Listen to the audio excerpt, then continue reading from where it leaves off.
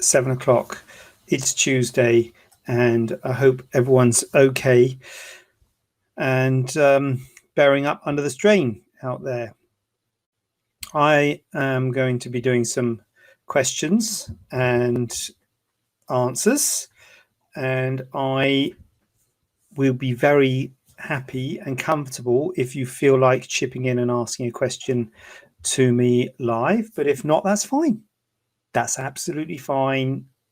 To be honest with you, I probably wouldn't. If I was you, I would probably just stay quiet there. But if you do, I do very much appreciate those people who do get involved and ask questions and do what it says on the tin. Yeah, please comment and share. Okay, so please do that if you want, but if you don't want, you're not going to get any criticism from me. I totally understand. So I am going to what's going on? I don't know if these comments are these comments from before. Oh, I've got my thing still on. Right, it's okay, guys. I know what I'm doing. Don't worry. Get rid of that there. Okay, I've done this before. Evening, Olivia. Nice to see you. Hope you're okay. I am safe and well. So far, so good. Hey, Gemma. Yay, connected. Pip's connected. Vilma's here. Good to see you all. What I got going on is a list of questions, and they go something a bit like this. Now, this is someone who's just just inquired on Facebook like a minute ago. Well, probably half an hour ago, and she put an inquiry in saying, well, actually, full disclosure, she inquired on Sunday and I've missed. Well, anyway, it was missed, shall we say. Maybe it was, I don't know. Anyway, I've answered it now. So let's not point blame, all right? Or put the thing, doesn't matter. The details don't matter. The point is, someone's inquired about breast enlargement, said, can you send me some detail? I said, yes, I've sent you some details. Sent details. She said, well, what's the price? That's on the email. What's the total price? So I look at the email, because to be honest with you, don't know all the prices off the top of my head. And the price on the email says from, I don't even know what it is, 5775 is it, or something, or 59955. I can't remember what it is anyway, but whatever the price of it, if it is, it says from this. And I'm reading it. You know what it's like when sometimes I talk to other doctors about this, you've got to mystery shop your own practice, because you look at your own practice and you think, and that might look a bit like, what do you mean from? Sounds like, I did a blog about this for gynecomastia, saying why it says from, but I thought I'd explain myself. So I said to them, I don't know if they're here tonight, but I said to them, I'll talk about the price of breast enlargement on this platform, which is what I'm doing now. So basically, the price says from because there's essentially different prices, and there are basically a price for silicone implants and a price for polyurethane implants. Polyurethane implants are more expensive than silicone implants. God, here we go. I haven't researched this, have I? How much is? I think it's about £600 or so more expensive, or several £100 more expensive for polyurethane implants. So that's one reason why it says from. There's no difference in the price depending on the shape of the implant. Teardrop used to be more expensive, but they're not anymore. And size, surprisingly. So it's not like a bigger implant is more expensive than a smaller implant. All the implants are the same. And then there's a price for me and a price for one of my colleagues. There's basically my colleagues and me. And the reason that's a different price is because I am trying to build the practice and trying to put things in place, and I'm trying to do stuff in the practice. So I realized a few years ago I can't sort of treat every patient. So I've got colleagues in who are the same level of experience, where it's not like you have a sort of junior or a senior. We're all consultant plastic surgeons. We've all got the same level of experience. We all work together, but there is a price for having it done with them and having it done with me. So basically there's four prices: me or one of my colleagues, and silicone and polyurethane. So basically the 5775, what was the price? I can't remember what it was. I think it's 5775. Don't quote me on that, but whatever the price for breast augmentation was, is for a silicone implants with one of my colleagues, and then it would be different for polyurethane implant with one of my colleagues, silicone implants with me, silicone and polyurethane with me. I thought that'd be a good thing to talk about, but I don't know if it has now that I've talked about it. But anyway, it's done now. I've said it. So I thought that would be a good first question. Was that a good? Was that interesting? Anyway, don't overthink it, Jay. Don't overthink it. Can't push on. Push on. Show must go on. Chat's kicking off. Vilma said, oh, I've seen that already. Pip says hilarious already before we even started. Yep, I'm okay. Feeling a little less cray this week. Cray? Right, okay. Can you talk about, oh my, look at that. We're straight in. Oh, look at that, Pip. As if it was, can you talk a little about different types of implant and how it affects the cost? Okay, well, yeah, well, that's it really, Pip. When did you put that? Was that before or after I said what I just said? Anyway, so yeah, basically, it's essentially that. Polyurethane implants are more expensive. They cost more to buy. And the implant thing is set by the hospital. The hospital, it costs more. So polyurethane implants cost more than silicone implants. So that's why it says because there's two prices. In terms of smooth implants or textured implants, both of which are silicone, there's no difference in price. In terms of round and teardrop, there's no difference in price. And in terms of size, there's no difference in price. So it's just that. There's just a different price for polyurethane. As I say, I can't remember how much it is. I'm sorry. I think it's £600 odd, I think, off the top of my head. But I'm very sorry for not knowing exactly all the prices before I've come on here. I don't like it, Pip. I don't like. It doesn't sit with me well when people start talking about prices.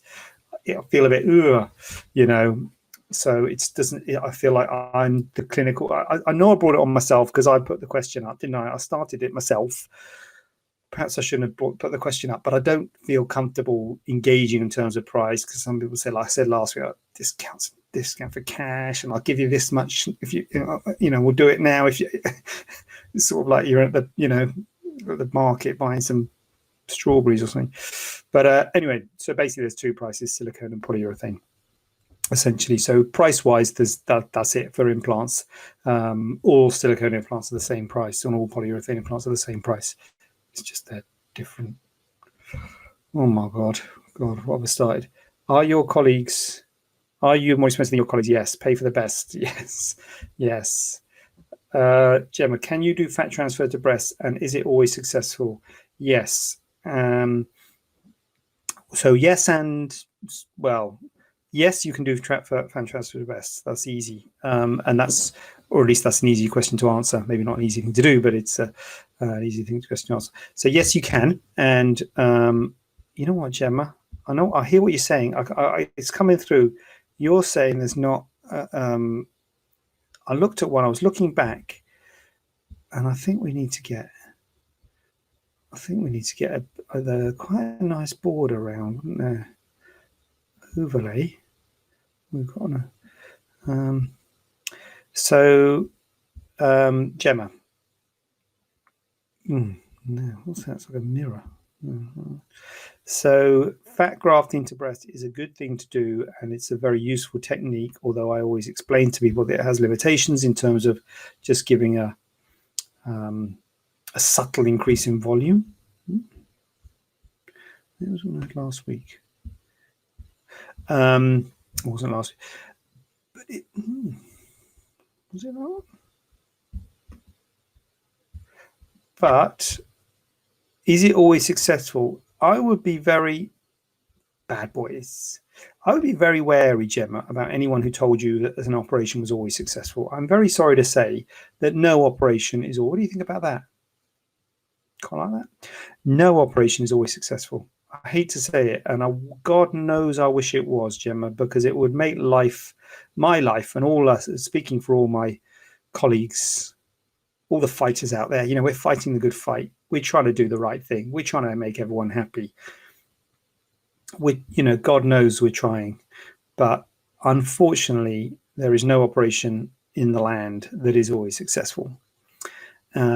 Even when you get down to the most simple, most common cosmetic surgery in the world, ear piercing, it's not always successful. It seems like a simple thing to do, but you can get keloid scars, you can have it heal up, you can have also, but so is it successful? Ooh, light's gone out. No, not always. No operation ever is, and there are risks with it. Now, the risks with fat transfer to breast are infection. That's one of the big things that we worry about, infection. And if you've got an implant in and you're fat grafting over the top of the implant, you could get the implant infected and have the implant removed. Again, if you've got an implant and you can damage the implant while you're doing the fat grafting, you can always overdo it or underdo it, to put too much fat in, too little fat in, causing bumps or dents. The fat can die, causing what's called fat necrosis, which might manifest itself as hard lumps or cysts. So there's all sorts of things that I'm sorry to say that can go wrong. Similarly, from the donor site, the place where you take the fat from, you can get bruising, swelling, dents and contour irregularities from there, pain, funny sensations. So there are complications associated. My head, have I got the angle not quite right? So there are complications associated with it, as there are with any operation, but you can do it, Gemma. You can do it, definitely. Hold on a minute, what's going on? What's going on? Hold on, I've lost control of the chat. I've looked away and I've lost control. Cray means crazy. Okay, thank you for that, everyone. Cray means crazy. Okay. Before, lol. Before. Oh, you typed it before I did the question about breast augmentation. Okay, about prices. Julia's here. Good evening, Julia. Is the lighter weight implants better for a weight loss patient that needs a lift and implant? The lighter weight implants, which you're talking about there, I think you're talking about the B-Light implants there, which are the lightweight implants. They are good, particularly if you're going for a bigger volume. I think they are really good. I don't think necessarily they're going to, I wouldn't make that a differentiator in terms of a weight loss patient that might need a lift and implant. If you need a lift with an implant and you don't want a lift with an implant and you're trying to do it with an implant alone, then it's that shape of that implant that's going to be important and that you've got to think about. And that's where you might want to think about having an implant with more projection to try and fill the skin. Or watch this space, Conical Implants. You heard it first. They're thinking of bringing out Conical Implants again. I was supposed to be talking about it in March, but it's obviously this is all kicked off. But they're good for, they used to do them a while ago, and they're good for people who need a lift and an implant. But the fact that it's light is not going to make it better for shape. It's not going to make the, I mean, the argument is that it's less heavy and drooping in the future, but that's the same for anyone.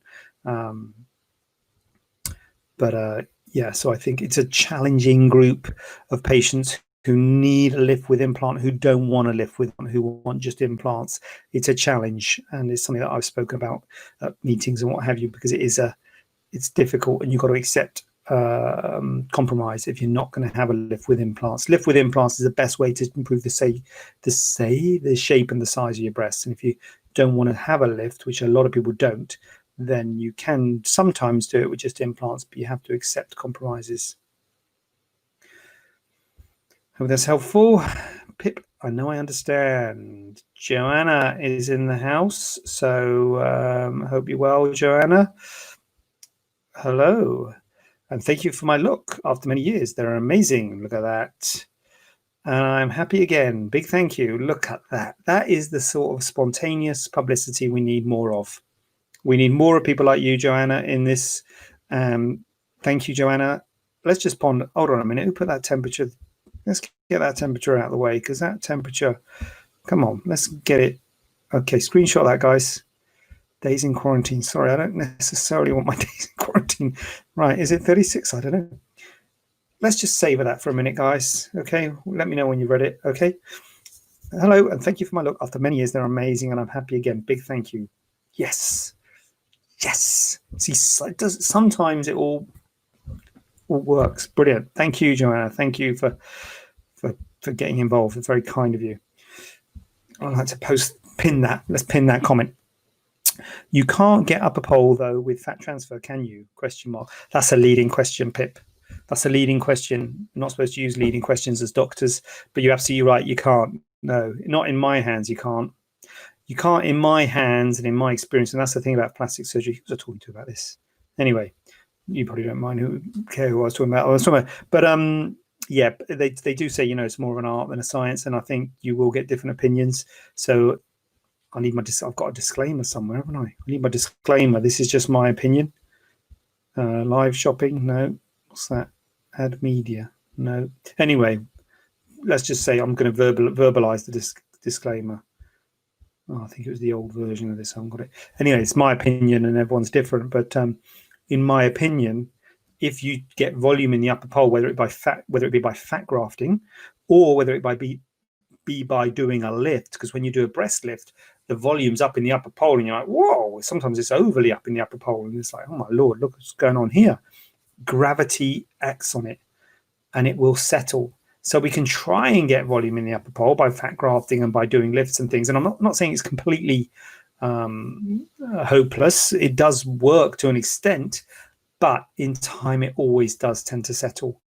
And that is the limitation, that it always does tend to settle. And if you want sustained fullness in the upper pole, if you want to keep fullness in the upper pole, the best way to keep it there, have it not acted on by gravity, is with an implant, which may or may not be what you want to hear, but it's an implant. You need an implant to get that volume. Volume up there. Yeah. So yeah, fat grafting is good for filling in dents and lumps and what have you, but it is not so good for sustained fullness up in the upper pole. Fancy. What my screen, my border? Do you like that? I like that. I have to reflect on that. Mia, good to see you, Mia. Hi, Jonathan. Hope you're doing well. I'm hoping to come into the surgery when it reopens for consultation about mole removal for some moles on my back and stomach. I was wondering if you could outline some of the factors that might cause the removal of the first mole to be more expensive. Is a raised mole 1 centimeter in diameter likely to cost more? Thank you. Okay, two things there, Mia. I think number one thing is removal of the first mole is more expensive than the second mole. In terms of, if you have two moles, it costs less to have two done. It costs less to have both done than one done. And then, so I'll answer that question. And the other question is, maybe one mole is more expensive than another. Anyway, okay. So yes, if you're having two moles done, it's a bit like if you're having two procedures done. So if you're having a breast implants and a tummy tuck, it's cheaper than having breast implants one day and then a tummy tuck another day, and it's even more cost effective in terms of moles, especially if they're on the same part of your body. So if you've got 3 moles on your back, for instance, if you have them done at separate times, it will cost you, let's say they're small moles, so I think it's $750 for a small mole. So it'll cost you $750 to have one mole removed from your back. So that's $750 for a small mole, and then and then you come back next week and have another mole from your back. It'll be another $750 because we'll open another pack. Theatre time, the time in the operating room is expensive, and the pack and the consumables and all that, we have to open a new one. But if you have two done on the same day, so if your back is there and you cut one out and you have to just cut another one out, you use the same knife. You may or may not need another stitch. You certainly use the same bipolar forceps, the same equipment, all the equipment that we've got. You use the same equipment because you're just cutting two out. So there's economy of not of scale, but of volume. So having two moles is a lot more expensive, a lot cheaper to have them done in the same operation than if you have one mole and then come back next week to have another mole. So that's one thing. But the other thing, I don't know if you're asking this, is why is one mole more expensive than another mole? So we say from, it's another one where we say from price, and it depends on two things: size and location. And because a big mole on your tummy might be quite easy to remove, whereas a big mole on your face might be quite hard to remove. So it's not just purely on size, it's size and location. So a bigger mole in a more difficult location would be more expensive than a smaller mole in an easier location. So I hope that's perhaps covered what you're talking about. And it'd be lovely to see you, Mia. And I'm hoping, Mia, we're planning, I've got to tell you now, we're planning for next month. Now, we will be guided by the government, etc. So they might have different view on it. And I think they're making announcements on Sunday. So we're going to make we're not, obviously we're just trying to plan as much as we can, but we're planning for next month. But yeah, some of the factors that might cause removal. Yeah, so that's it really. Is that so? Is a raised mole 1 centimeter diameter like to cost more? No. Well, 1 centimeter diameter is not too bad, and a raised mole, no. And certainly a raised mole, because you can do a shave excision of a raised mole, which is slightly easier than doing a formal excision. A formal excision of a 1 centimeter mole that's in your inner canthus here with your eyelid in the way and everything might be a bit more tricky than a 1 centimeter one with on your cheek where there's a bit more laxity, or on your back or on your tummy. But broadly speaking, 1 centimeter is not too bad. So that would, probably be the sort of normal price. Any further news on non-elective surgery this week? No. As I say, Olivia, we're trying to look at getting clinic open next month. Well, even then, that's just not news. That's just what we're just trying to get some plans in place, and that might change when the government tells us what they want to do. But non-elective surgery, the clinic, I think will be able to do, well, I hope we'll be able to do sooner, because we can control that environment a little bit better than the hospitals, because they are, I think, are going to be experiencing more delays in terms of getting things up and running. I don't know if that's a fact. I'm hoping they'll be able to increase the capacity and we'll be able to get through cases.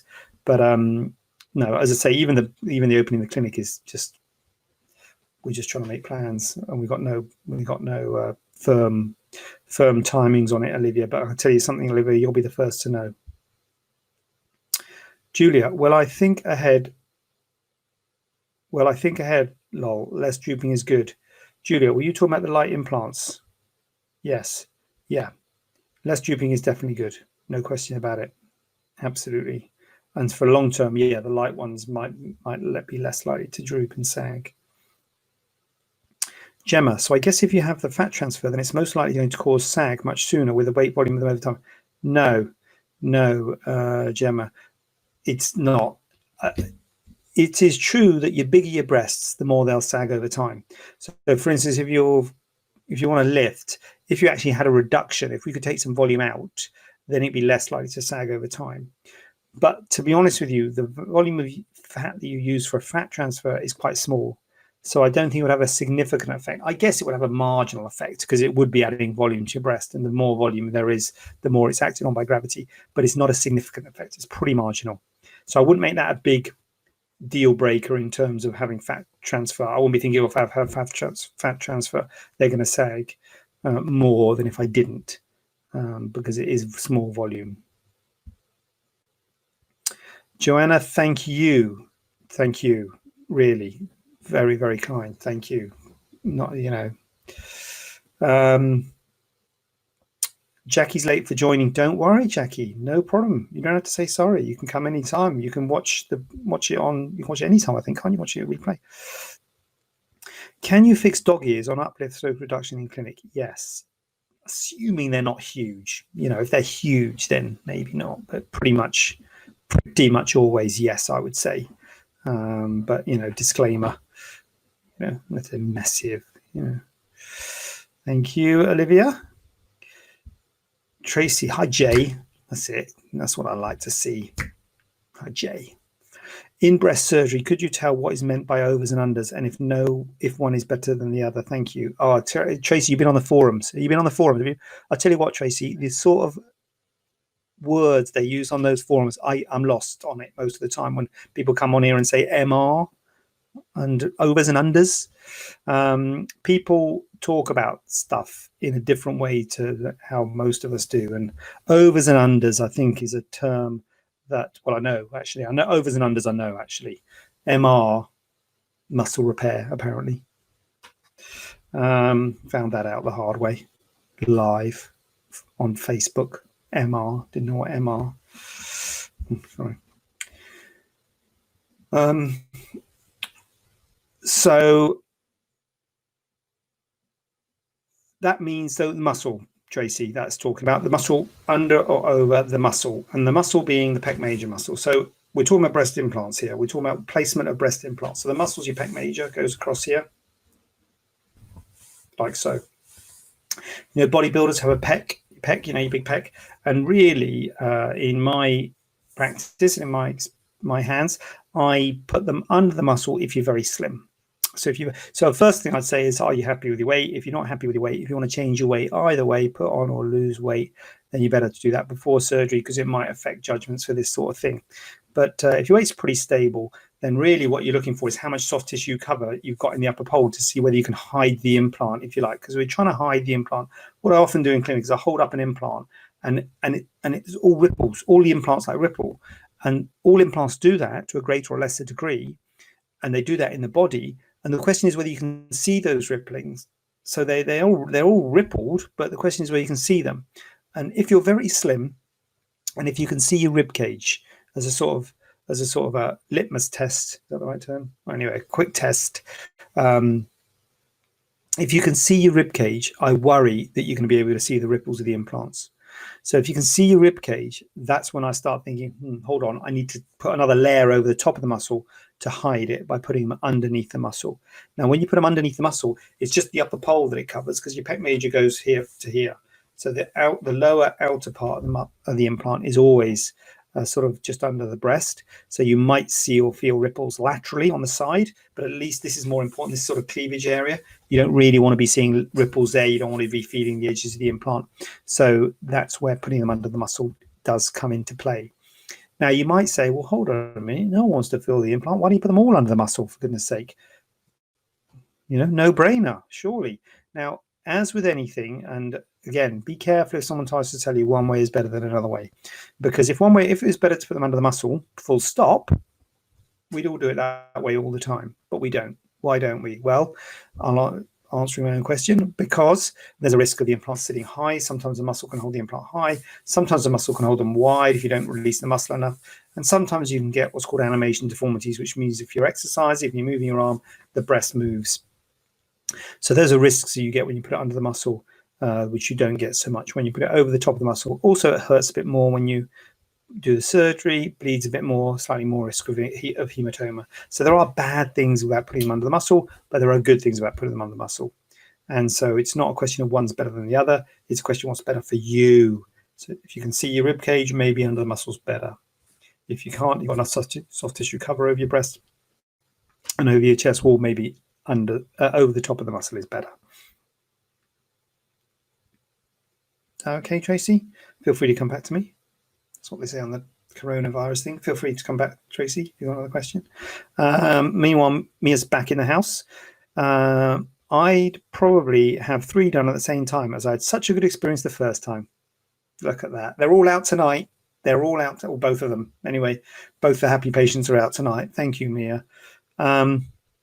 I found caring for 3 at the same time manageable, and it's more cost effective.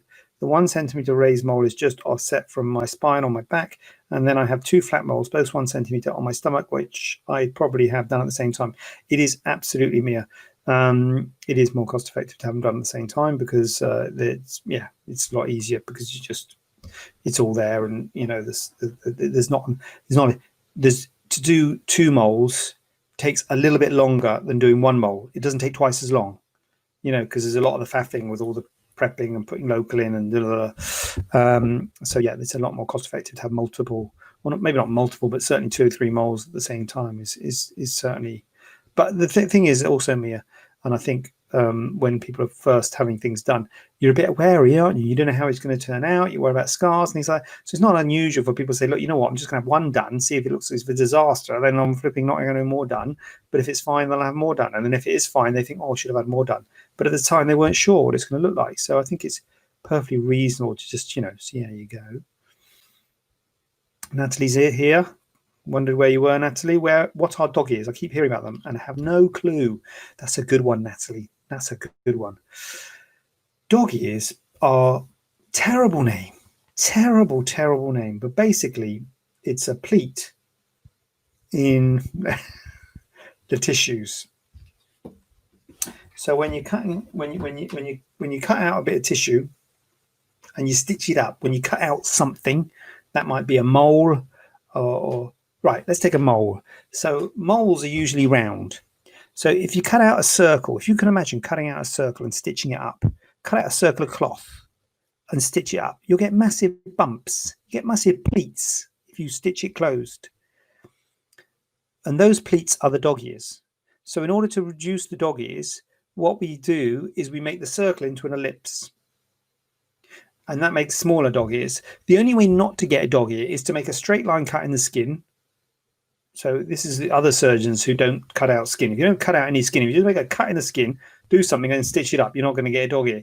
But as soon as you start cutting out skin, be pleats at the end when you close the skin up, because the length of your incision is longer than the length that you're stitching it into. So you get a pleat at the end, a bump at the end, and that's a dog ear. So it's common in any surgery where we cut out skin. So cutting out a mole, tummy tuck, classic, because you can get a big bit of skin out. Breast reduction, any thing, any scar, any surgery where you're cutting out skin, arm reduction, thigh lift, face lift, there is a risk of these bumps, and we do a lot to reduce them. And the best way to reduce them is to make the scar longer, but we're trying to make the scar as short as we can. So there's often a balance. So it's just a little pleat, a little bump at the end of the scar, and it usually settles down. But if it doesn't, they're pretty easy to fix. You just cut them out, and you can usually do it under local anesthetic in the clinic, as I said. But it's just a little bump at the end of the scar. And it's something to be aware of if you're going to have some surgery which involves cutting skin out. So it's just a risk. Gemma, thank you. So for short term, the fat transfer could give some extra shape volume instead of using an implant. Obviously, I know it's not the same effect, but if you were happy with the size but wanted a little more volume projection, could this be the best option? No, Gemma, I don't think it would be the best option if you're happy with the size, but wanted a little more volume and projection. I don't know. I don't think fat transfer would be good to give you more volume and projection. Fat transfer is good if you have contour deformities, irregularities, rippling, visible rippling, and you want to cover the ripples with some fat, but it doesn't really give you significant extra volume and projection. No, I don't think, Gemma, sorry to disappoint. I don't think fat would be good for that. It's really subtle, the volume you get with fat grafting, so it's only for contour irregular. It's not going to give you a significant increase in volume and projection. If you want a change in volume and projection, then you need to think about maybe changing implants, and that would mean going to a higher projecting implant, which would be a bigger implant. So you know it's not really congruent with you saying you're happy with the size, because if you're happy with the size but not happy with how much volume and projection you've got, then something's got to change. Either you've got to remain unhappy with the volume and projection, or change the volume and projection but have a bigger size, because it's going to stick out more, unless they're very wide, the implants you've got. But sorry, Gemma, I can tell you wanted me to say that was a yes. Sorry about that. This is probably a silly question. No such thing as a silly question, Mia. I'm desperate for questions. You know that. Come on, let's have it. What you got? But with a shave excision, is pigment still removed from the skin beneath the raised mole? The mole on my back is raised, but it almost sits on top of pigment, as if there was a flat mole beneath it. Thank you. That's not a... Thank you. Oh, thank you for taking the time to listen to me ramble. Mia, you ramble away, girl. I do this every week. That is a good question, Mia. Better than most of them. God, have you seen some of the others I've been having? Flipping heck. Joking. I'm joking. They're all good. Anyway, I don't think there's anyone else here. I think it's all right. That is a good question. You're absolutely right. One of the problems with shave excision is that if it's a pigmented mole, so if it's a brown mole, sometimes the pigment goes deeper than the level of so you shave it down to the level of the skin, and sometimes the pigment goes down deeper. So if you can actually see that there's pigment at the base and it looks like the mole sitting on top of it, then it probably won't be removed. The pigment probably won't be removed. So you'll have a flat, you'll get rid of the lump, the raised part of it, but you'll end up with a flat brown mole, I guess. Sometimes the pigment is sitting on the top of the mole and you can see the base isn't too heavily pigmented, and those situations you would hope that the pigment would be removed, but that is a risk. It's the pigment, and the other thing, sometimes not so much on the back, but often on the face, there's hairs. Sometimes you get quite dark hairs growing from the mole, and again, the level of the hair follicles is sometimes deeper than the level of the shave. So if you shave a mole, one of the risks is that you can leave pigment behind and you can leave hair follicles behind. So it will get rid of the fact that it's raised, but it might be still pigmented and it might still be have a hair. So if it's the pigment you don't like, then you might be thinking about having it excised, Mia, which will just give you a line scar but slightly longer. So that is not a stupid question at all, Mia. That is a very good question, and it would be coming to the decision making as to whether you have a shave or an excision. So in order to ensure that all the pigment's removed, then maybe an excision where you have it, cut it out and stitch it up might be a way to go. Helen, good one for you. What's the difference between en bloc and total capsulectomy? Thank you. Helen, yeah, I mean, this is another one, Helen, which I think patients, it's interesting as surgeons because we don't know what goes on out there. And I think patients talk about stuff. Well, I know people talk about stuff and they come to us with these words like overs and unders and MR and en bloc capsulectomy and things. And you think where they were from. And I don't think people know what they are saying when they're asking for an en bloc capsulectomy. And so strictly speaking, from a medical term, there is a difference between an en bloc and a total capsulectomy.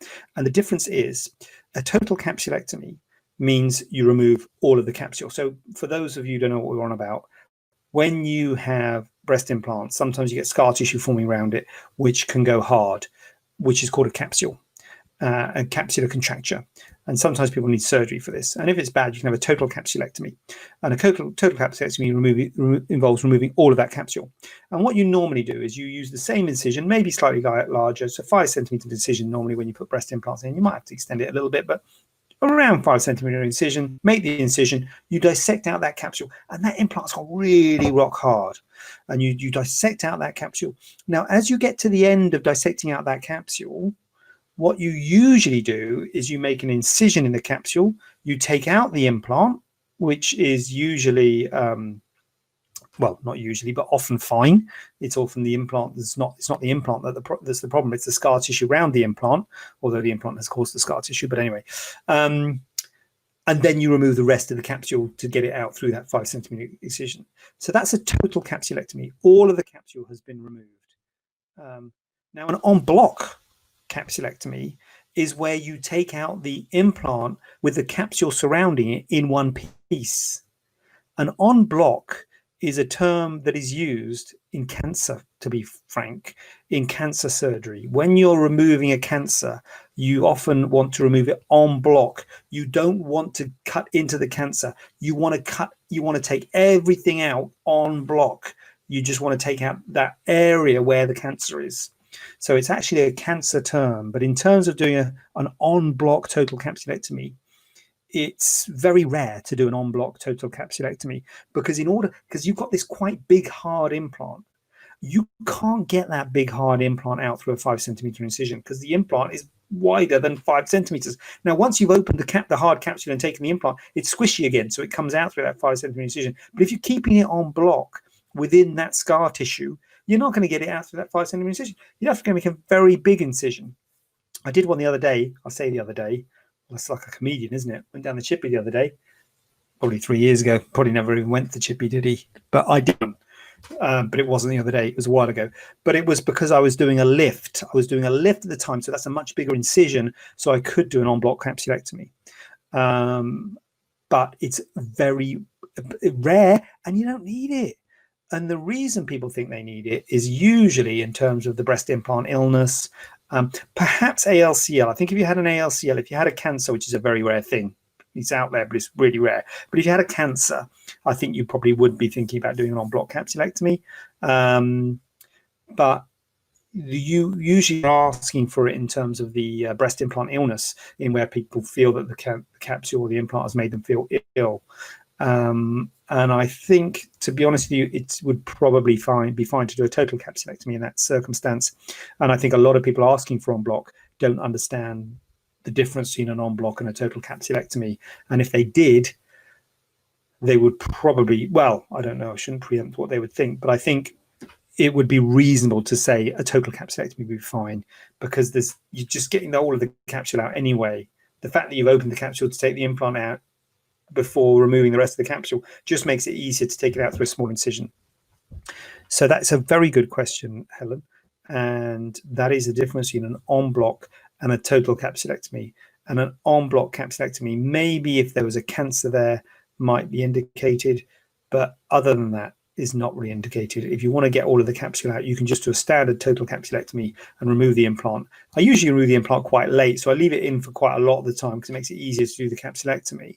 And then just towards the end, I will take the implant out and then take the last of the capsule out and take it out through the smaller incision. Hope that has covered that one, Helen. Lovely question. We're getting some corkers tonight, I've got to be honest. Thank you for that. Amanda is late to the party, but can I ask if a diastasis can be repaired with surgery but not full tummy tuck? Yeah, that's a good question. This is a tricky one, you know. This is a tricky one. It's tricky. And you guys don't know what we go through, us surgeons. You just think, oh yeah, just got a bit of a, bit of a bowl to get it fixed.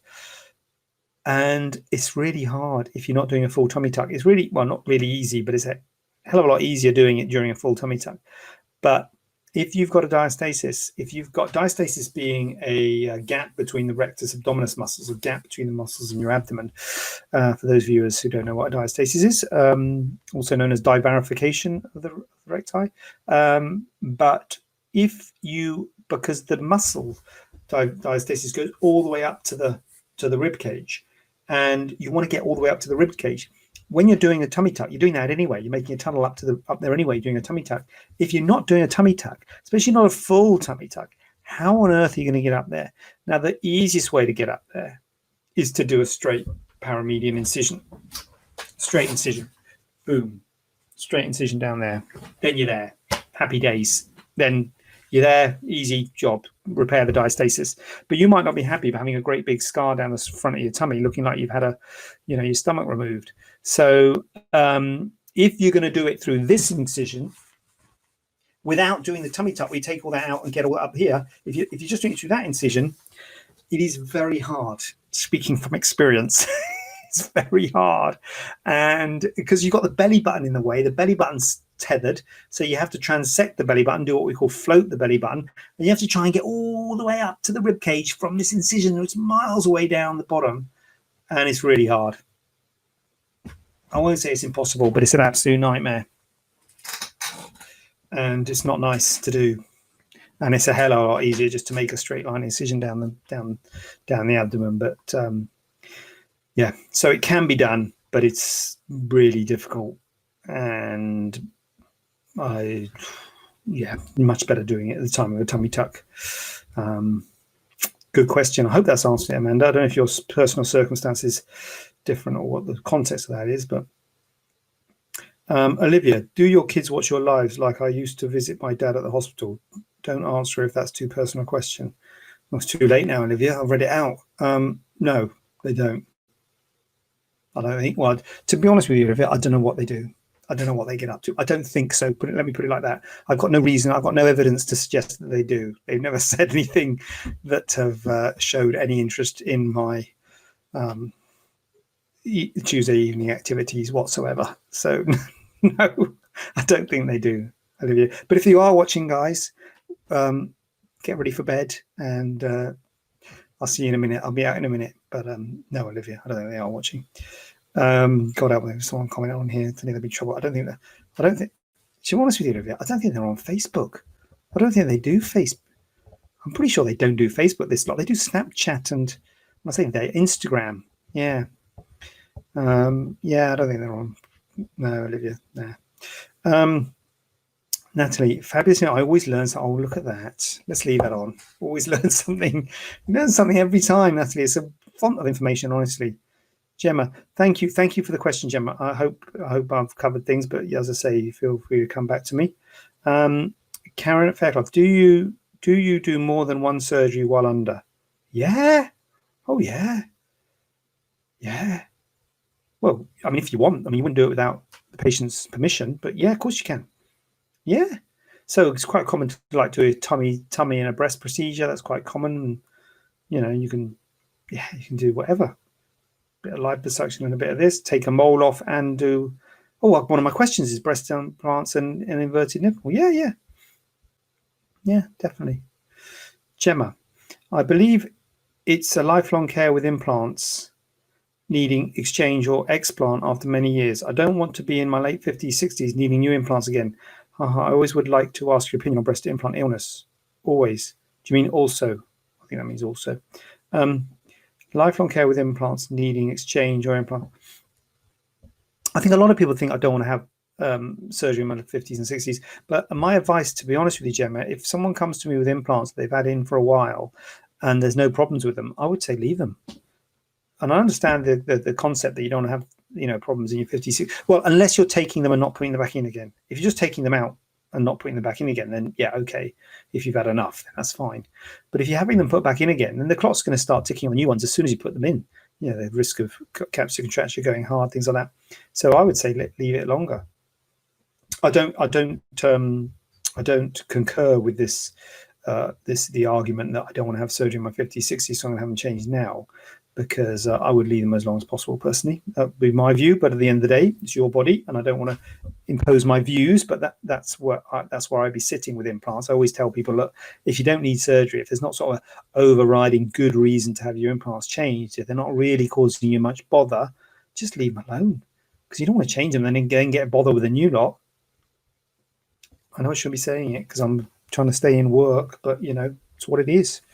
And my opinion on breast implant illness, it's a tricky one, Gemma, because I know there's a big community out there in the world of patients who feel they've been made ill by their implants, and I've seen people have come to see me who say the implants made them feel ill, and you remove the implants and they feel straight away better. It's quite dramatic. There's no medical reason for it. At this point in time, I do talk to people about it now because it is quite a big thing, but I have not seen it in any of my patients. I've had patients come to see me with it, and I've removed their implants, and they've felt better.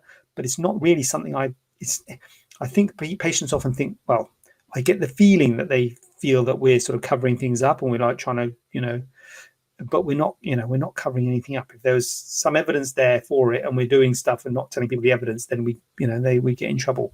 You'd sue us and it would all be terrible. So there's no evidence to say that breast implants cause these illnesses.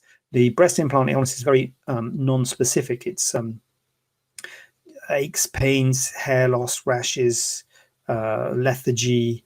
It's sort of quite non-specific, the symptoms, and it's very hard to sort of narrow it down to some pathology. And certainly there's no evidence to say that implants cause these illnesses, but nevertheless there are patients out there who describe these illnesses who get better when the implants are removed, and maybe tomorrow we'll find a link. All I can say is today we haven't found a link, but whether we find one tomorrow, then I didn't know that at the moment in time we don't have a link. And so I tell people about it, and it's just one of the many things to take into account for people who are thinking of having breast implants. There's pros and there's cons, and I think we shouldn't forget about the pros, because people will say, oh, what about they cause illness and they cause ALCL and they cause capsular contracture, and if it gets infected you have to remove it and you get rippling, and look at all these terrible things that they do. And I'm like, yes, I agree. They do all those things, but they also do good things. If they didn't do good things and there was only the terrible things, no one would have it. Of course they wouldn't. But they do good things, and they make people feel better about themselves, and they improve some people's quality of life. And some people are very happy to have had them. Most people now, but like earlier, someone was saying about fat transfer. Can't remember what the question was, but like, does it not cause any problems or something?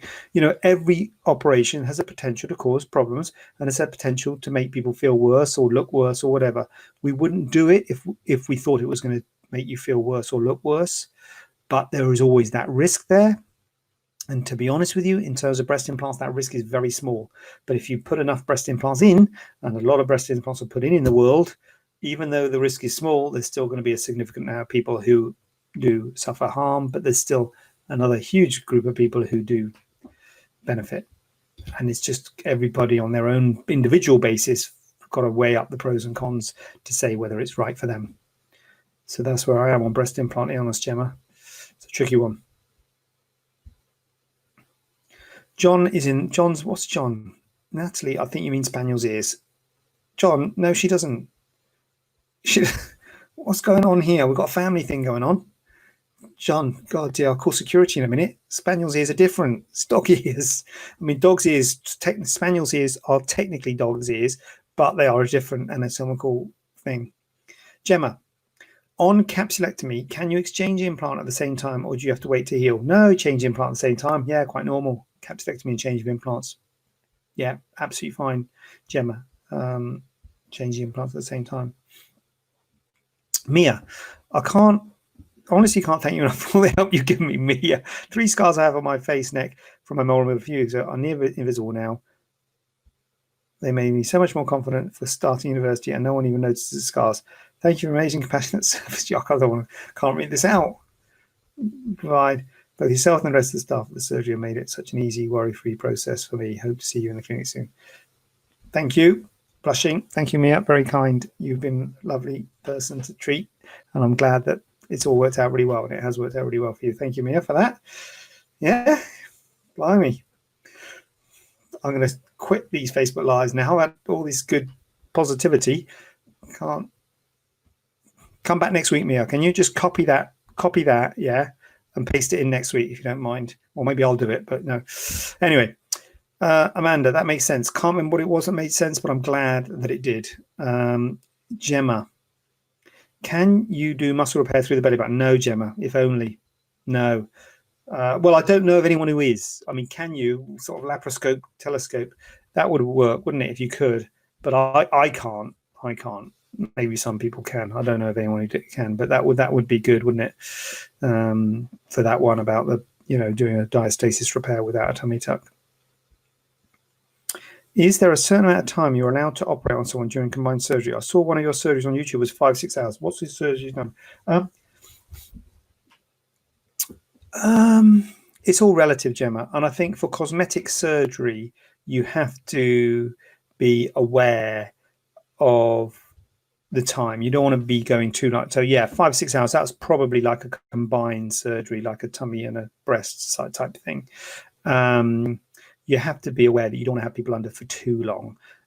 So, but in general terms, if you need to do stuff, then, there is no real limit. Obviously, the limit of the surgeon.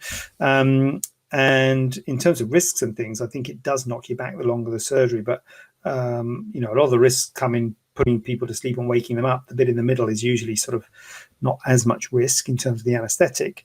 But when I was in the NHS, I used to do breast reconstruction, which was taking tissue from the tummy. So the same sort of tissue you take when you do a tummy tuck, but instead of throwing it away, using it to reconstruct the breast. And those operations would take routinely, they take sort of 8 to 10 hours.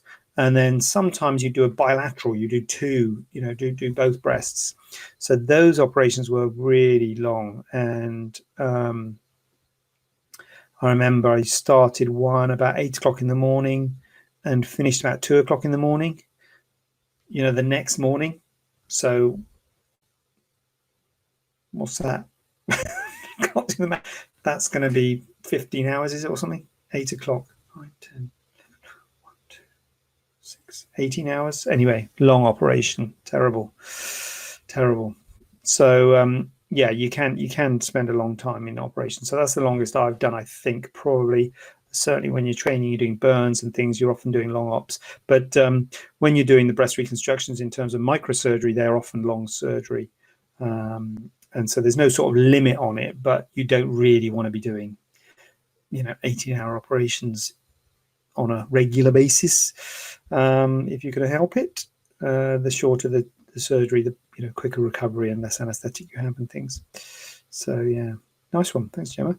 If you have a capsulectomy, is it okay to leave it if it doesn't cause you problems? Otherwise, just hard but no pain, etc. Yeah. Oh yeah. Absolutely, Gemma. Yeah. So you mean if you have a capsular contracture, is it okay to leave it? Yeah. So if you've got a capsular contracture, you can absolutely leave it. So that's why I say to people, look, if you're not that bothered by it, if it just feels a bit hard, but it doesn't cause you any pain, and it's just like, oh, it just feels a bit hard, absolutely leave it, definitely. I mean, it'll probably get worse. And I say this to you, it's probably going to get worse, but it might take many years for it to get worse. Because a lot of people say, like you were, I think it was you saying that, oh, I want to get it done now because if it gets worse and I don't want to be let older and all that sort of stuff. I'm like, no, I would do it. It's not in any way that much more difficult to do when it's more advanced. It's not like, oh my God, you've left it too long. If you'd done it last year, we could have done it so much easier, but you've left it too long now. It's not like that. You know, whenever you do a capsulectomy, you do a capsulectomy. So I would say the longer the better, Gemma. Basically, if it's not causing you that much bother, don't have anything done. Just leave it. Just let sleeping dogs lie. Double black heart. What's that emoji? Huh? It's a bit old school. Black and white. Nice. Thanks, Natalie. Sorry, I'm on a roll. I'll shut up now. No, Gemma. Oh, we've run out of comments. Oh, what? We run out of comments. Gemma, go for it. Some corkers. I got some preordained ones here. Or at least I did have. Pip's back. Come on. Come on, Pip. What are you doing? Why doesn't the NHS cancer patients undergoing, for example, a mastectomy get to see someone like you? They do, Pip. They do. That's what I used to do when I was in the NHS. I used to see patients who are having a mastectomy for a reconstruction. So they do. And sometimes the general surgeon who does the reconstruction who does the mastectomy will do the reconstruction, and sometimes a plastic surgeon like myself will be doing the reconstruction. But yeah, they do, or at least they should. I think they do. They did when I was there. In fact, I know they do. Of course they do. They do. They do, Pip. They do. They do. They do. They do, don't they? What's that? A wave or a clap? Anyway.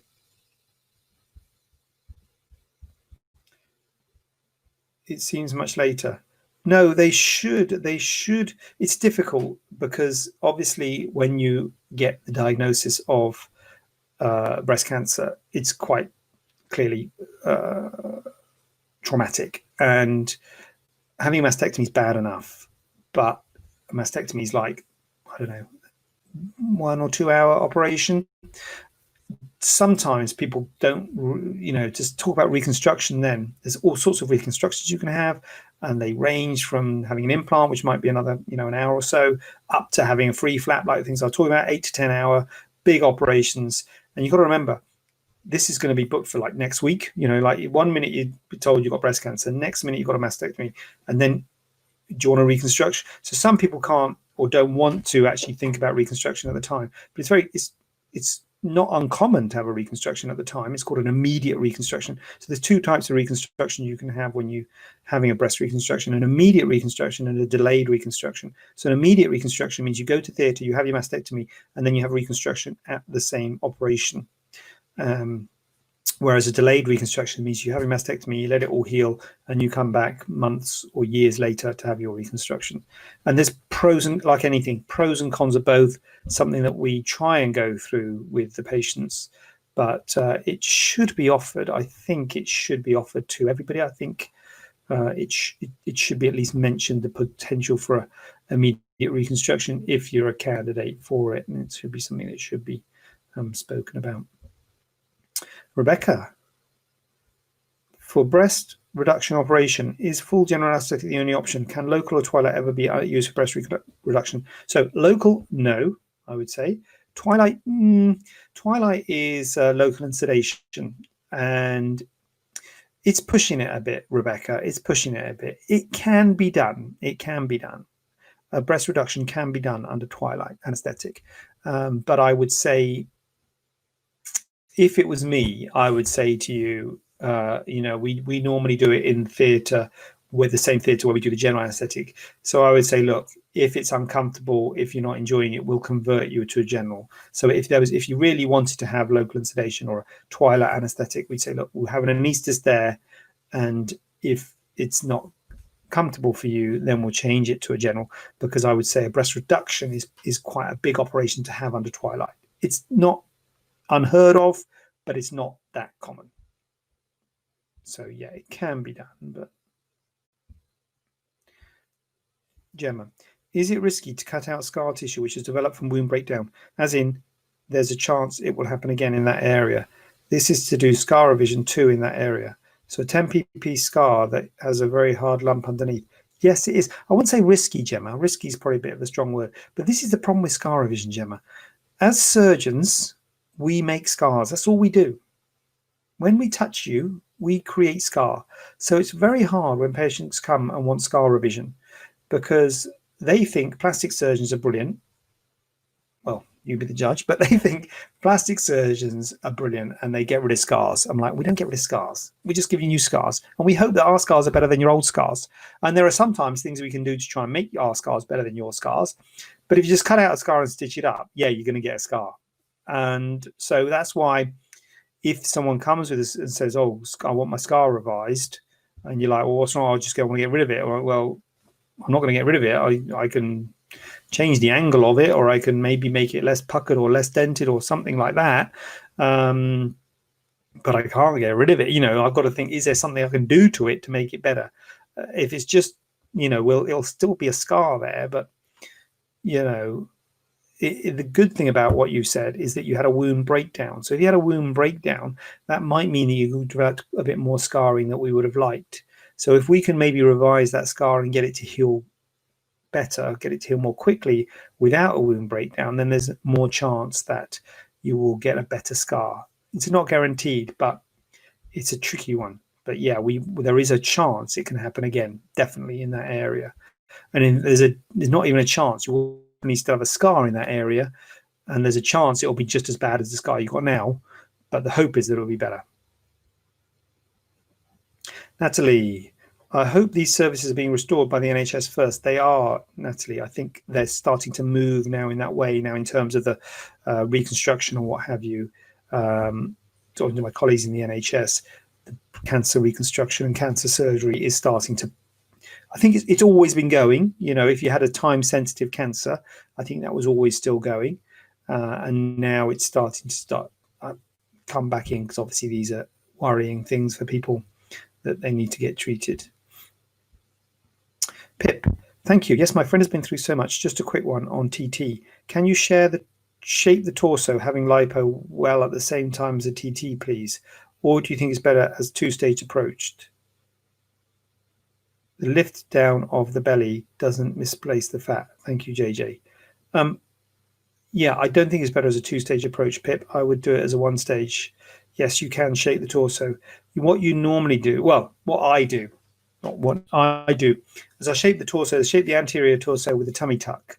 So the anterior abdomen with a tummy tuck. And then I shape the sides, sort of sculpt the sides, the hips, the flanks with the liposuction. So that's the approach that I do.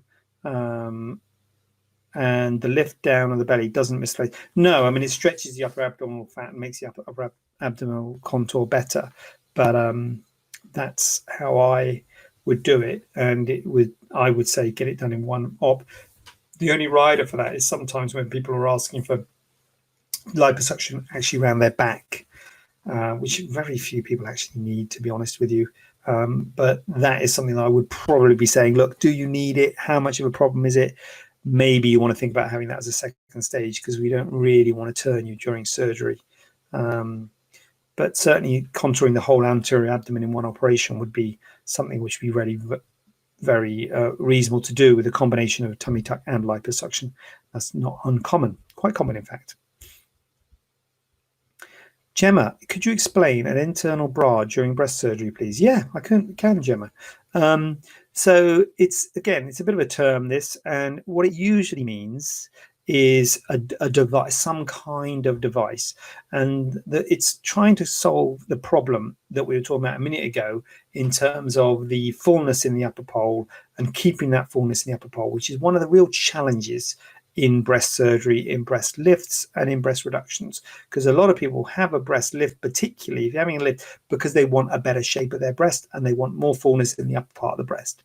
And what I always say to people, whether it be a breast reduction or a breast lift, it starts there and then it settles to what I would call a natural shape, a concavity in your upper pole as opposed to a convexity in your upper pole. And it is a natural shape, but a lot of people think, hold on a minute, I want it to be fuller up there. And in my hands, the only way to do that really is with an implant. And if we could solve that problem, happy days. And this internal bra concept is something that is trying to solve that problem. So it's a very noble cause.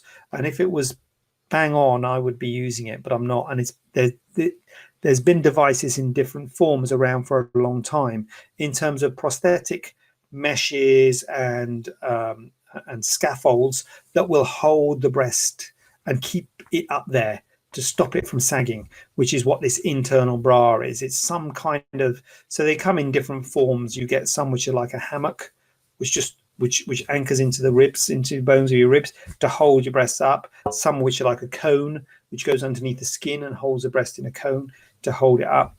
And they have issues anytime you're using prosthetic material. Well, in terms of implants and prosthetic material, if it gets infected, it can cause very difficult problems because it becomes integrated with tissue, so it's hard to remove. When you have to anchor it to something that doesn't move, so usually you're anchoring it to bone, and it can cause discomfort and pain when you're anchoring it to bone. And I haven't seen it being really effective myself, and I don't do it, but I would love there to be something, because if I could give people, I have to warn people of what sort of shape they can expect after a lift, because they have to be realistic, because I don't want people coming back saying, hold on a minute, I've had a lift and they've sagged. They're like, they haven't sagged, they're just a natural shape. They're a lot better than they were before, but they always go into this cavity in the upper pole. But that's the internal bra, Gemma. Olivia, it's because on nip tuck he left no scars, always removed them. Oh, did he? Yeah. Well, that's nip tuck for you, Olivia. That's in America. You see, they remove the scars in America, but in the UK, we can't remove scars. We're just, mortals. Gemma, can you explain ab etching? I've seen the term used on social media, but is that just from lipo? Do you do it? Yes, I can explain it. It is from lipo, and no, I don't do it. So what it is, I think what you're describing is what sometimes, to be honest, it's gone a bit out of vogue. It was in vogue a little while ago, of people over liposucking the abdomen in order to make it look like you've got the tendinous intersections of an abdominal six-pack. So someone without a six-pack, one of the risks of liposuction is you overdo it. And if you overdo liposuction, you get a dent. But I think what some people were doing were actually creating dents in that way to make it look like someone's got a six-pack. And I think that's what you mean, but I'm not sure. But that was certainly a vogue. It's not a very good thing to do, to over-resect. It's going to have unpredictable effects in terms of weight loss and weight gain. And it's hard to control that scarring and that denting. So to falsely create a dent, I think, is a dangerous thing to do, and I don't do it. But I think that's what you're referring to. Rebecca, I love that show. Adored Christian Troy's character. First few seasons were great. Shame the last few seasons were a bit ropey. I think it's nip tuck you're referring to, Rebecca. I'm not familiar with it. I haven't watched that. Big crush on Christian. Loved it all. I thought I'd seen pig skin before for internal bras. Yeah. Pig skin, probably not, but pig dermis maybe. So they take the sort of outer layer of the skin and they use the inner layer of the skin. But yeah, in terms of these scaffolds and these things that we use to support stuff, which may be the breast, maybe sometimes in the abdomen, yes, you can use pig dermis. That is one of the things that the products that you can use for holding things up. Quite expensive though, Pip. It's quite expensive, but it's a thing. But as I say, it's not widely recognized as being a predictable results. So, right. Excuse I. Is it possible to have BBA and inverted nipple at the same time? Yes, it is. BBA being breast augmentation. So breast augmentation and inverted nipple, perfectly reasonable combination. And yeah, that's absolutely fine. Breast reduction / mastopexy, breast lift, different kettle of fish. I probably wouldn't go messing with a nipple if I was doing a breast reduction or a breast lift, because you're moving the nipple and you worry about the vascularity of the nipple. So I probably wouldn't go correcting an inverted nipple for a breast lift or a breast reduction. But for breast augmentation, no problem at all. Absolutely fine, and be happy to do that. Hold on a minute. What's going on? What are the? Oh God, lost control of the chat. What are the what I thought I'd seen pic. Okay, Gemma. What are the symptoms of overdoing the lipo? Causing dents, basically, Gemma. Whenever you do lipo, there's always a risk of doing too much or do too little. And if you do too much, you cause dents. So basically, so in terms of the etching, which I think you were talking about, if you you're deliberately doing too much to cause these dents, and it's just for me, I mean, it's just me here. I mean, someone who does it might tell you that it's great and they get fantastic results, and I've seen some good results on paper, on pictures. But if you overdo it, if you overdo lipo, you can't put the fat back. It's very hard to correct. I mean, you can do fat grafting, but it doesn't go because it's scarred. So it's a dangerous game to create those tendinous intersections by falsely creating scarring. And so the symptoms are that if you do too much, if you don't get it right, that's it. It's there. So it's not. I think it's not something for me to be doing. But yeah, that is the worry. It's a hard problem to correct if it doesn't look right. Internal bra sounds scary. Yeah. Well. At the start of the live, what was it you said again? You heard it here first. I forgot. Oh, blimey, Natalie. I don't know. Oh, we think you're going back in June, maybe. We think of opening the clinic in June. But we might not, so I don't know why I said it. I probably shouldn't have said it, because if we don't, then it looks a bit stupid, but no one watches this anyway. So anyway, I think that's what I said. Anyway, you can watch it again, Natalie. Just watch it in a minute. It'll come up, doesn't it? Come up or tomorrow. Blimey, until but doesn't sound. I don't want to make it sound bad. I'll probably be doing it next week, won't I? I'll probably the rep will come and see me, and I'll think, yeah, do it next week. Oh God, how can I get rid of that Facebook Live where I had to go at it? The concept is good. I don't want to make it sound bad. The concept is brilliant if it works. And the thing that worries me, but maybe someone out there is doing. I don't think anyone's really doing it. If maybe someone's out there doing it, getting great results and low complication rate, and they're looking at me thinking, "What's that muppet talking about?" In my experience, I haven't seen it being perfected yet. Oh dear. Okay, I wanted inverted nipples corrected on reduction, and he wouldn't do it. That makes sense now. Is the inverted nipple correction costly? Oh God, costs again. Oh God.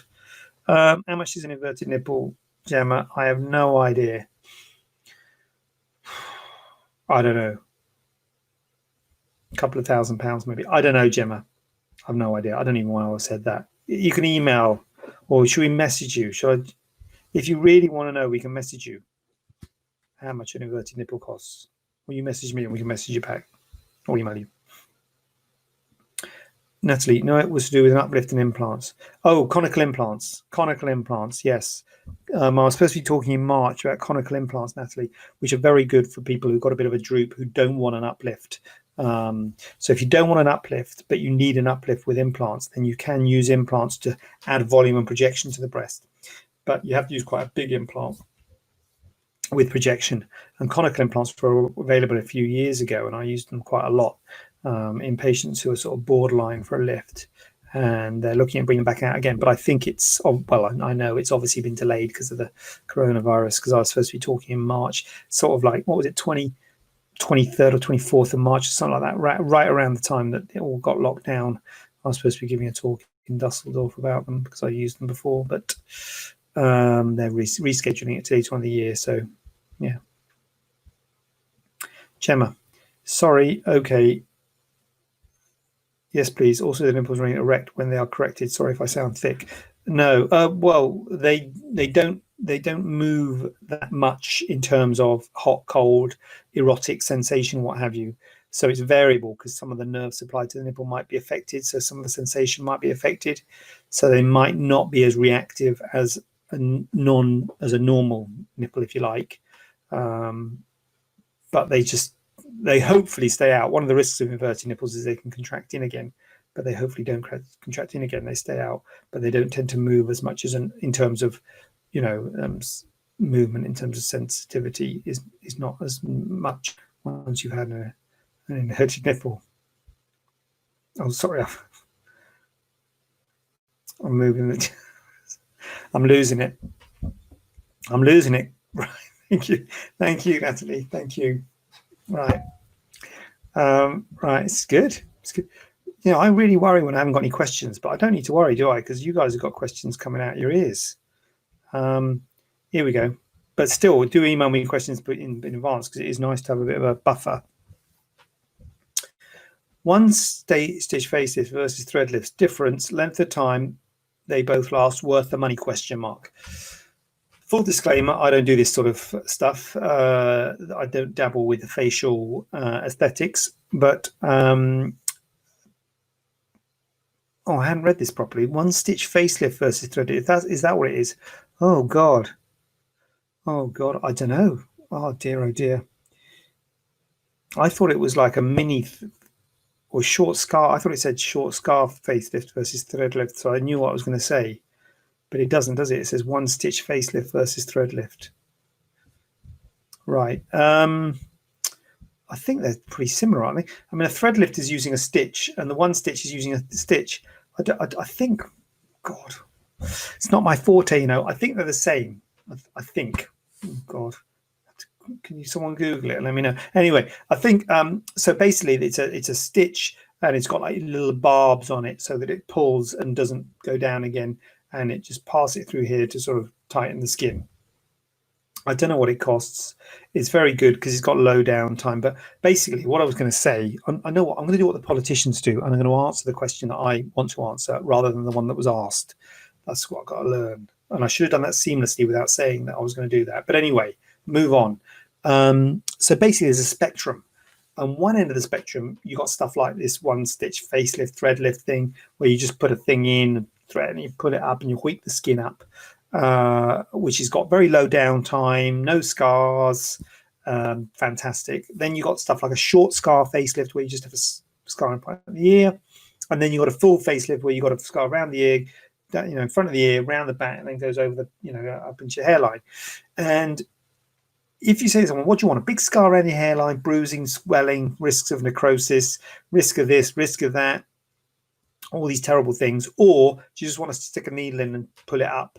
You'd be like, oh, stick a needle in, put it up. It's cheaper, less downtime, less complications, less scarring. I'll have that. Everyone would love that, wouldn't they?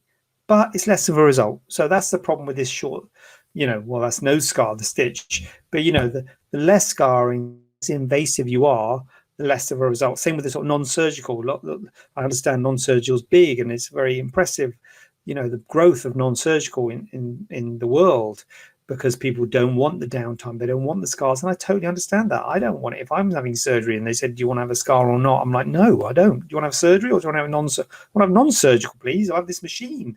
I'll have that, please. I don't want to have surgery. But the problem is it's less of a result. And that's always the balance. You gotta balance it with, the longer the scar, the more skin you can take out, the more tightening you can make. If you're just doing a stitch / thread lift, which I think is the same, you're not taking any skin out. You're just sort of hoiking up the tissues that are there. So it's for a younger person, and it's going to last less time. It's going to reset you back to a better place, but perhaps not as far back as as a short scar facelift would / as a full facelift would. Gemma, how come they do inverted after breastfeeding? They were fine until my 4th, 5th child. Then on my 6th, I needed a nipple shield, so it was very hard because of the ducts, Gemma. The reason people get inverted nipples is because the milk ducts are scarred. And when the milk ducts scar, they pull down. And that's usually the cause of inverted nipples. Scarring of the milk ducts, which pulls the nipple down and pulls it in. Short scar question, follow on. Well, there you go, Olivia. So a short scar is just a scar in front of the ear, and a full facelift, it goes round the bottom of the ear and goes back into the hairline. And as I say, it's less of a scar, but less of a lift. Is it common to have nerve damage after surgery, or can it be prevented? So there's 2 types, Gemma, really. There's sort of a major nerve damage, like, for instance, facial nerve, if you're operating on the face, or some nerve, big motor nerve that supplies some structure. Which is not that common for most surgery. And if it is common for instance, the eyelid, there's a nerve that raises the eyebrow. If you're taking a skin cancer off this sort of area, there's a nerve that comes up here. So that's a bit of a risk. So there are certain areas where we worry about certain nerves. But most surgery, it's not big nerves, it's little nerves, and it's little nerves that supply sensation. So that's why it's unpredictable. And often you can't see those nerves. So often after surgery, you have numbness, you have pins and needles, you can have overly sensitive, you have weird nerve feelings. And we don't know if that's just because everything's been pushed and pulled about by the surgery, or if those nerves have been cut. So what I normally say to people is, look, it's often weird to start off with. It will get better, and it usually settles, and it often comes back to normal, but not always. And you might have persistent problems in terms of numbness or funny feelings, but you have to wait 9 to 12 months to see if it's going to come back to life. So you have to wait a while. It takes a while for nerves to come back to life. So it's common to have this sort of weird nervy sensation, but it usually comes back to life. But there may be long-term problems, and it's usually little nerves you can't see, not major motor nerves that supply sort of some big, big structure. So where are we at? This is where we're at, guys. We're here. Does breast reduction operation, the breast tissue is cut up and rearranged, so to speak. What are the implications of this on any mammograms for breast cancer screening afterwards? As I get older, I'll start being invited for regular mammograms, as every woman in the UK does. If I've had a breast, it's gone off. That's as much text as my thing will take. If I've had a breast reduction, will my mammogram result appear abnormal due to scarring, etc.? Will the operation make any possible future cancers more difficult to detect, etc.? Good question. So the thing about, you're absolutely right. So if you have a breast reduction, it will create scarring, which may show up on a mammogram. Having said that, they're pretty good these days at telling the difference between scar tissue, which can show sort of areas on a mammogram, and calcification from a cancer. So they can tell the difference between a cancer and scar tissue on the mammogram from the breast reduction. So obviously you have to tell them you've had a breast reduction, so they know that there's going to be scar tissue there. But we do breast reductions on patients who've had breast cancer. So it's not unusual to do breast reductions on people who've had breast cancer. So they're obviously at a high risk of having recurrences. So if it was a problem, we wouldn't do it to those patients. So it is something they need to be aware of. But in terms of the sensitivity of the mammograms these days, they can tell the difference between the calcification of a cancer and the scar tissue that will show up on the mammogram from a breast reduction. So that's a great question, and there will be scar tissue there, but it is usually, you can tell the difference between that and a cancer. Very good one. What you got, Olivia? What can go wrong with a short scar facelift? Scared I'd look terrible, then be stuck with it. God, where do I start? Well, as I say, Olivia, but yeah, overdoing it, underdoing it, overdoing it, making it too tight, underdoing it, not making it tight enough. If you make it too tight, you can kill the skin, so the skin can die, so you can get necrosis of the skin. At its worst, if you really want to know worst case scenario. But if not, if it is a bit too tight, because obviously we're trying to make it right, we're trying to make you have a difference, we want to make you look good, but if we overzealous on it and trying to tighten it too much, then the scar can stretch, and the scar's in front of the ear, so it can be a bit obvious if the scar stretches. You can pull the tragus, this little bit of the ear, you know, that little bit, where is it, that little bit there, you know, that bit, that can be pulled forward. Nerve damage. There are nerves. There's a main nerve that supplies the smile, some nerves that supply the top lip, one that supplies the bottom lip. You know, potentially that could be damaged. But as I say, with a short scar, you're making less of a dissection forward. So the less of the dissection forward, the less those nerves are at risk. Bleeding, infection, hematoma. Yeah, I don't want to be negative, but you know, there are bad things that can happen when you have surgery. Obviously, trying to avoid all of those things, but you asked. But yeah. Gemma, I'd have most likely not had uplift reduction if I'd found you first, that's for sure. You definitely weigh it up and very direct with risks and expectations. I hate the scars too. Like you say, either put up with them or have the scars. I wish someone had said that to me. I'm sure I'm grieving over my old boob still. Oh, God. Oh, Gemma, it's upsetting. You've got to move forward, Gemma. Hindsight's a very precise science, and, you know, it's difficult. Yeah, I'm sorry to hear that.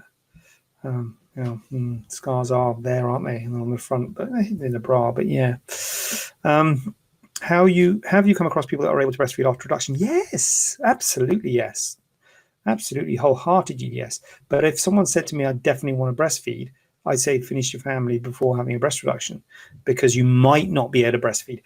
Same with a reduction, you might not be able to breastfeed with a, same with a lift.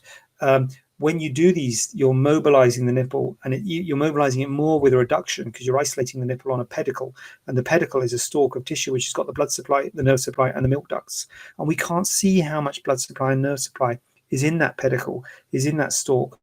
We can't see because we're just seeing the outside of it. We just got to hope there's enough milk ducts in there to allow you to breastfeed afterwards. Now, some people can't breastfeed even without having surgery. So assuming you can breastfeed already, you may not be able to breastfeed if you have a reduction, but it's not definite. It's just a may. Olivia looks sick. Sorry, Olivia. Have I said all those? I shouldn't have said all those bad things about short Scott's facelift. I'm sorry. You probably won't get. Talk to someone who does it, Olivia. I don't know if I was overdoing it, but yeah, maybe not all those bad things. But it's like you read the paracetamol. You read the complications of a paracetamol. You think, oh my god. But you have to know. I'm not saying you shouldn't know. You have to know. Charlene's in the house, like the sparkles. TT related, if that's okay. That's absolutely fine, Charlene. TT, I can handle TT. I've received emails back from your practice, but I'm wondering whether to have TT or TT with lipo. I've had 3 children and weight loss, so having overhang. Would you be able to create a more hourglass figure with having lipo and TT, if that makes sense? Also, if you happen to get a dog ear from surgery, is that something that's corrected with aftercare? Thank you. Very good, Charlene. So, in answer to your question, yes, an hourglass figure is more possible with lipo, and lipo is good for the sides. It's good for these bits here,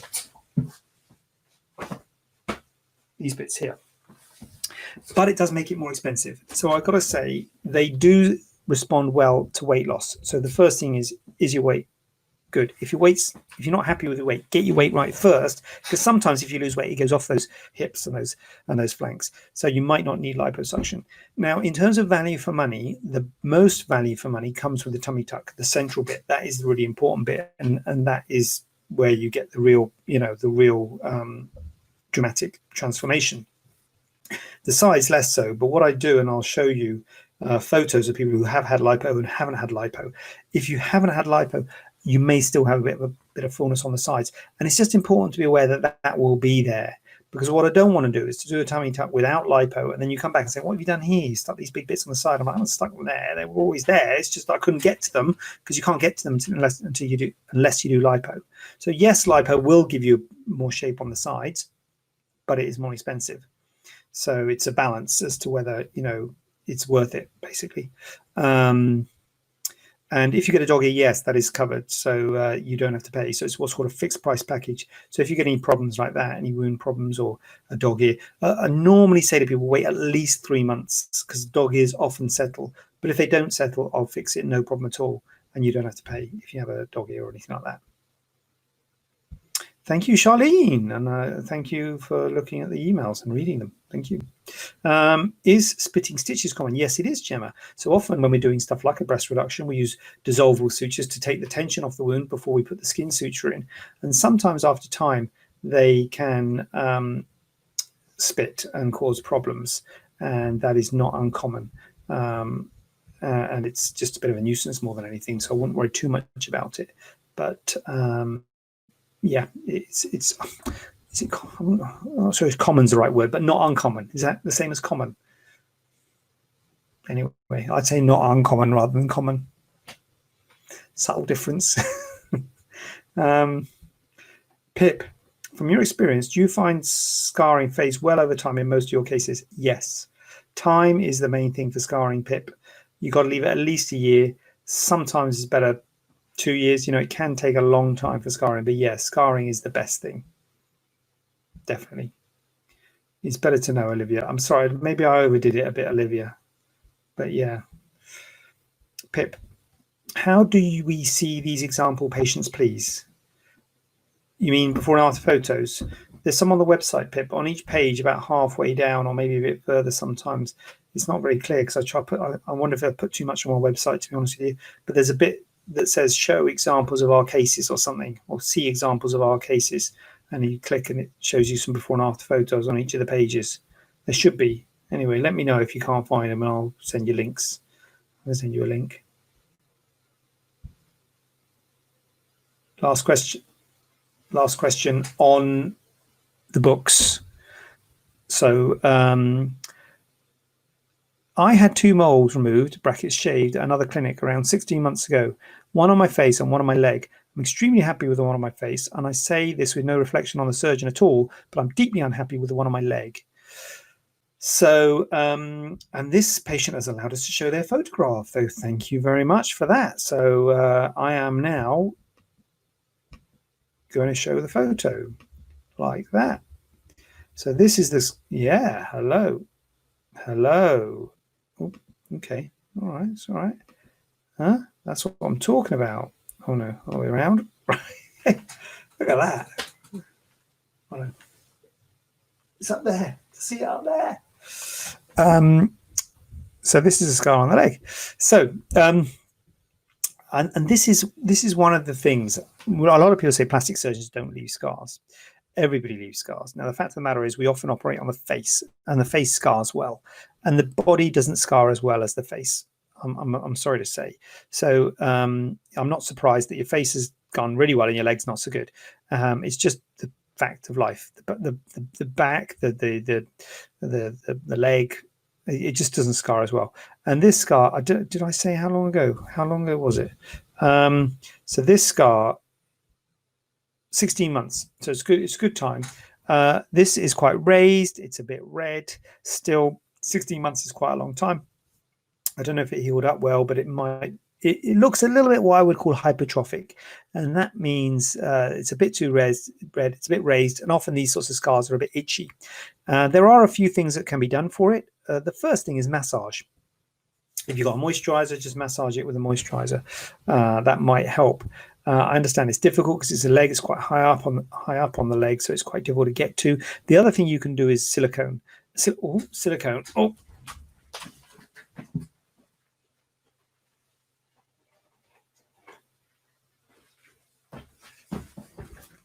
Available at the clinic, silicone gel. Silicone gel or silicone sheets. There's 2 types. There's a silicone gel. We offer it in a 6-gram tube with the silicone gel, or we have the dual action 15-gram silicone gel with ball bearing applicator, which applies pressure, because that's the other thing. So when I said massage it, just giving it a bit of pressure with a massage, or silicone. Silicone does help with raised lumpy scars. So silicone might help either, as I say, as a gel or as a sheet. You can buy it from pharmacies.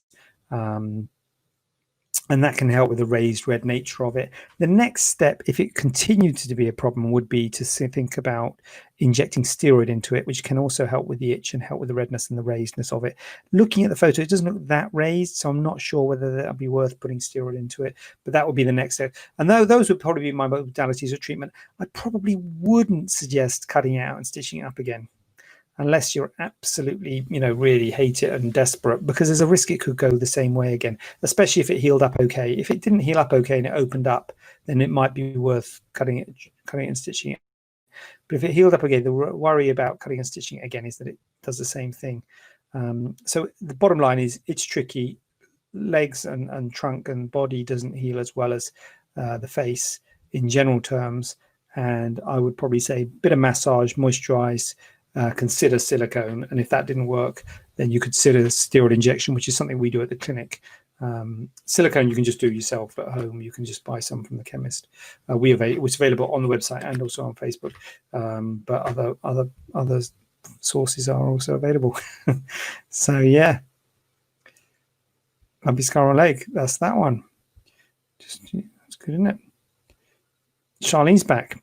I'm going to remove that source. The source is removed. Where are we up to? Gemma. Gemma says, I have a deep, dark purple small scar. Not sure if there's a stitch in there still, but it does worry me if it's normal. Yeah, I mean, if it's colored, it might be. I guess if they used coloured stitches there, because sometimes it does a bit of berry stitch underneath the skin. If it's not bothering you, I won't worry too much. But if it does bother you, then yeah, see your surgeon. Might be take it out if it is a stitch, or if it's just purple, massage. If it's just purple and not particularly raised or sort of red, then maybe silicone wouldn't help so much. It helps. Silicone is more for the lumpy raised scars rather than just purple. Purple is somewhat, if it's flat and purple, probably less so. Charlene, thank you. I've almost lost as much as I want to now, but my overhang does still go towards the sides. So I think I may be happy with the lipo added. Yeah, thank you so much. Yeah, well, you're welcome, Charlene. Thank you. Thank you, Pip. Sorry, one more. Are the muscles always repaired during the full tummy tuck? Thanks. No, they're not, Charlene. I'd say usually repaired. I wouldn't say always. I wouldn't say 100% of the time, but usually. And it's part of it. It's not something you have to pay extra or anything like that for. And it's something we'd assess in the clinic. We'd assess the integrity of those muscles to see whether they need bringing back together. But usually people who need a tummy tuck have the muscles a bit apart. So we usually bring it back together as a part of a tummy tuck.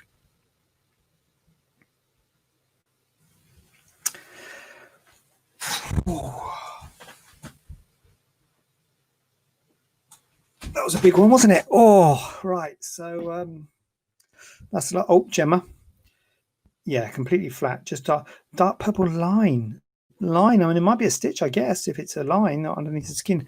Whether, unless, well, I suppose if there were any purple stitches in before, did they take any stitches out? Would be the question. If there were purple stitches in that they took out, then there could be a bit of stitch underneath the skin that, rather than cutting one end of it and putting it through, they might have accidentally cut both ends of it and left a bit inside, sort of thing. If they took out purple stitches, but if there weren't any stitches, then it might just be the scarring a bit purple.